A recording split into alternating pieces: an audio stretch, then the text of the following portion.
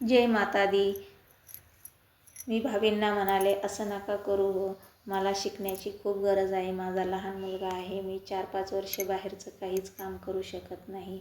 मग भाभींना थोड्या माझ्या भावना कळल्या आणि भाभी हो म्हणाल्या.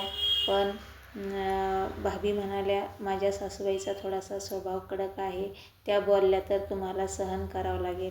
मी ठीक आहे म्हणाले आणि मी सांगितलं त्यांना, तुमच्या वेळेनुसार शिकवा मला. मग त्या म्हणाल्या, ठीक आहे. तर मग मी उद्यापासून येते असं सांगितलं आणि मी आता क्लासला जायला लागले.